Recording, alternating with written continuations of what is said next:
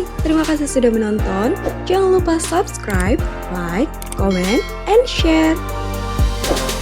Terkait Mbak Feni apa di Pengadilan Agama Jakarta Ya, Pusat. kita baru saja menghadiri sidang pertama.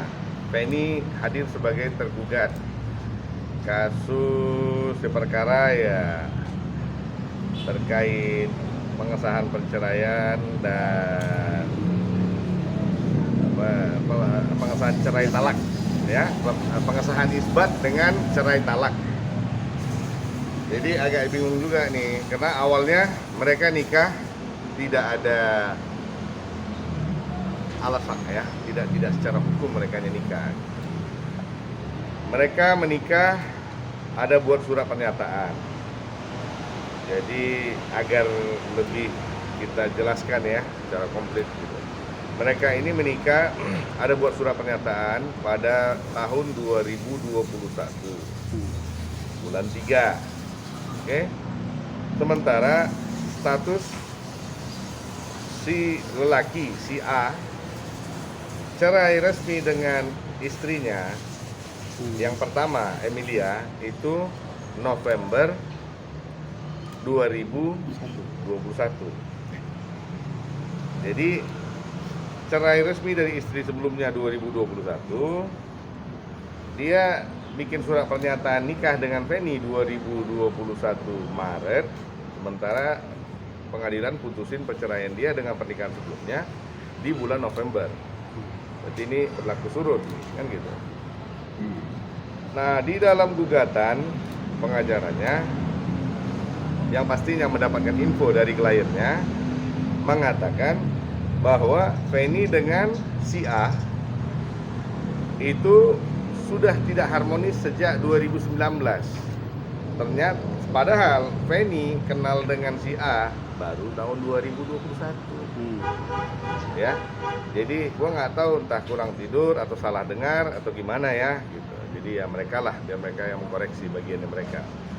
Lalu ada juga di gugatan itu dibikin bahwasannya Feni yang menghadirkan pamannya sebagai wali nikah.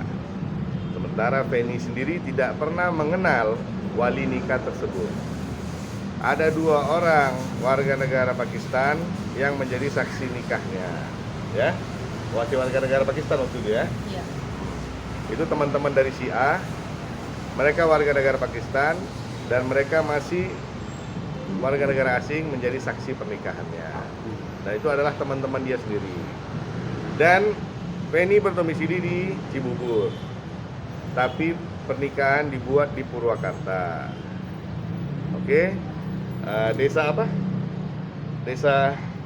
Jadi ada surat pernyataan, ada surat keterangan domisili dari kepala desa setempat yang menyatakan si A dan Feni tinggal bersama di Desa Gardu, Kecamatan Kiara Pedes. Nah, ini surat domisili ini diduga 99,9% palsu. Hati-hati ya. Gua akan ke Purwakarta setelah ini. Oke? Jadi setelah ini, setelah wali, setelah saksi, ada hal-hal lain juga yang menjanggal di sini. Bahwasanya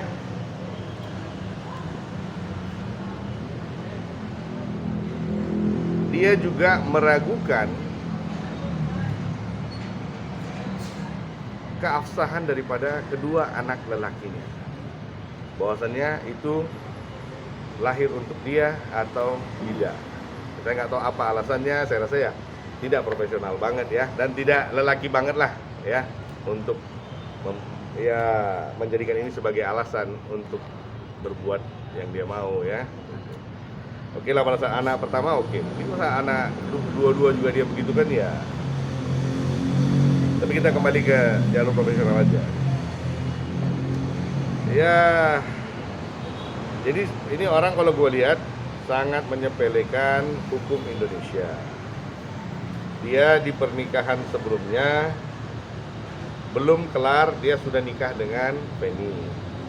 Nah, Di pernikahannya dengan Feni juga dia sengaja bikin antah berantah dan nggak jelas dari awal, dan dia memang nggak mau legalin Feni, mungkin karena ada maksud lain.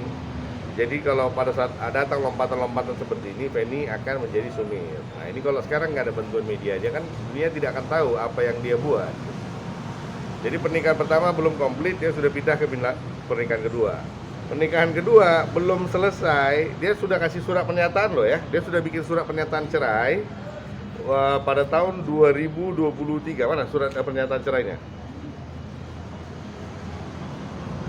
Dia sudah bikin surat pernyataan cerai pada tahun 2023, tanggal 23 bulan November, bahwasannya sepakat memutuskan untuk bercerai dan mengakhiri hubungan sebagai suami istri atas kedua belah pihak dan tidak memiliki hubungan lagi dalam bentuk apapun, juga sesuai ketentuan perundang-undangan yang berlaku, kan gitu. Dari kali ini orang udah bicara undang-undang kan, nah sekarang pakai undang-undang apa dia masuk ke pengadilan mau gugat, kan gitu. Kok enak banget anak perempuan orang dinikahin, ditinggalin begitu, dikasih anak lagi nggak dinafkain, coba gimana ini manusia. Coba dilihat surat pernyataan cerai 23 November 2023. Nah, 2025 dia masih menggugat lagi. Jadi jangan dikasih celah lah buat, bukan hanya orang-orang asing aja, jangan dikasih celah buat manusia-manusia begini buat mainin perempuan dengan nama hukum.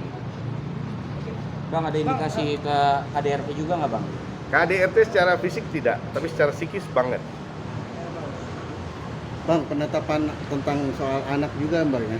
Artinya yang bersangkutan berarti sempat seolah-olah menolak kalau itu anak hasil dari hubungannya, ya. Gitu. Keduanya, iya anak-anaknya itu.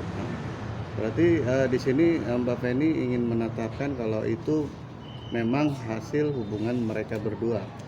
Ya, Feni tidak ingin mengkomen itu dipublis untuk di publik ya. Jadi konteksnya, ya kalau dia mau menyatakan itu silakan. Yang jelas Feni cukup tahu. Feni tahu siapa ayah dari anak-anak sebenarnya, karena dia sudah menyatakan itu. Jangan satu saat dia datang untuk mengaku sebagai ayah anak-anak itu lagi, itu aja. Akte kelahirannya sendiri ayah kandungnya siapa Pak? Tidak dimention, dia cuma bikin anak dari ini. Karena dari awal sudah ketahuan kalau ini pernyataan Feni ya. Feni, saya khawatir Feni minta saya yang ngomong, dia takut nangis di depan kamera. Jadi konteksnya dari awal Feni sudah mulai ketahuan kalau dia ini suka bermain belakang dengan wanita-wanita lain. Ini keterangan Feni. Jadi sudah banyak ketangkap dan Feni mulai hilang respect lah. Jadi Feni mulai hilang respect, tapi tetap Feni masih dalam koridor sampai hari akhir. Sampai hari ini juga Feni tetap masih apa sendiri kan. Gak ada yang aneh-aneh. Jadi kalau dia mau ngeblame wanita yang buat salah untuk menutupi kesalahan dia, ya silakan aja. Bang, saya mau nanya ke Mbak Feni dulu. Mungkin kenalnya di mana sih waktu itu? Kenalnya konten kita kan ketemu kalau sama kreator itu konten mau ketemunya di sana. Terus ada bujuk rayu apa Mbak ketika itu ngajak nikah ya kan? Ada bujuk rayu apa? Ngajak nikah gitu kan? Pijatnya kenapa? Saya bujuk kayu apa iming-iming? Iming-iming ke luar negeri pertama-tamanya itu. Luar negeri jalan-jalan. Lalu nikah di Mau nikahnya di Pakistan. Tapi belum sampai sekarang. tapi sudah terlanjur, udah on the way nikah sama yang lain nih. Oke, Bang, maaf Bang, ini saya masih bingung ya Bang. Jangan lama-lama bingungnya, pernikahan cepat. itu kan 2021 Sirih. sirih ya katakanlah ya sendiri. Sekarang mau ada di pengadilan. Ini sudah isbat Bang sebelumnya. Untuk naik ke isbat. Pertama itu, yang kedua kalau yang belum isbat kenapa bisa lari ke sini Bang? Ya itu, gue juga bingung sekarang gini. Kita kalau ke kantor polisi, kalau kira-kira kita bawa berita ngaco, kita ditolak laporannya. Ya, walaupun di undang-undang perdata ada yang menyatakan bahwasannya tidak ada yang boleh menolak pendaftaran, tapi kan tidak berarti orang bawa permen karet pun diterima kan. Ya, kembali lagi kita lihat aja, ini kan sudah selesai. Saya masih nggak mau banyak komen dengan majelis ya. Biar aja, nanti katanya gue bersama pengacara yang tidak sopan. Jadi biarkan mereka berlanjut. Nanti tanggal 17 kan ada sidang mediasi. Nah, nanti kita lihat gimana. Pak, sorry, ini kan berarti kan Feni bersama Abang hadir di sini sebagai tergugat. Iya. Sebagai penggugat. Iya. Mereka ingin Ya, ya. Mereka bisa menggugat, berarti kan semuanya kan bisa dipertanyakan. Nah, iya. Dan yang saya katakan semua kan tidak katanya. Saya kasih bukti-buktinya kan. Dan semudah itu pengadilan menerima. Welcome to the jungle. Hah? Nah, iya. Jadi ini Feni konteksnya akan mengikuti apa aja yang dia tempuh langkah hukumnya, silakan. Tapi yang jelas akan ada counter back dari kita juga. Itu aja. Dan tadi majelis tanya kenapa Feni hadir, malah penggugat yang tidak hadir. Nah, jadi kata Feni diduga sedang melakukan prawedding diduga. Oke, tapi kalau pada akhirnya nanti semua ini kita anggaplah palsu, karena sekali lagi Apa aja palsu? Surat-suratnya kan dari pernikahan, Iya. isbat pun nggak Iya, ada iya, ya, Pak? iya. Ada niatan untuk melaporkan Banget.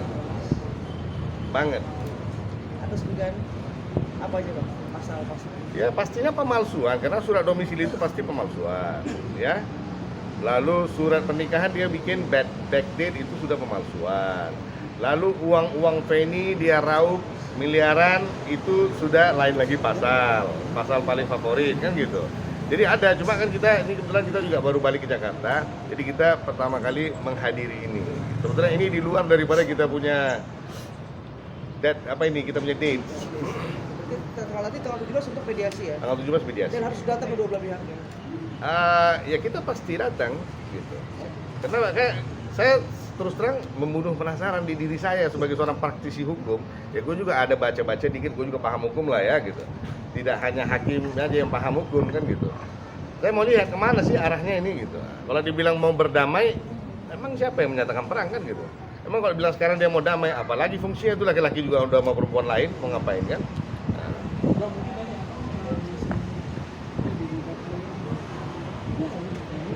Alasannya tidak mendengar kata-kata dan selalu membuat keributan di rumah. Padahal dia buat keributan kan karena ketangkap chatting-chatting laki-laki ini dengan wanita lain, ketangkap dia sedang berhubungan dengan wanita lain, ketangkap, maka dia ya wajar dong seorang istri kan gitu.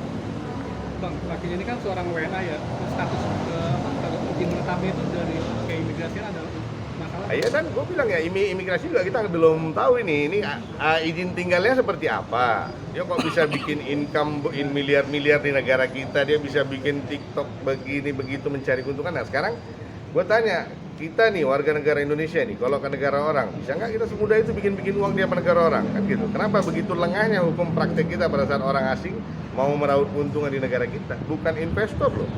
Ini negara yang sedang berkembang ya. Negara-negara seperti ini butuh manusia-manusia yang bawa duit datang ke sini, bukan ngeraut duit sini, bangun rumah, bangun hotel di apa negaranya.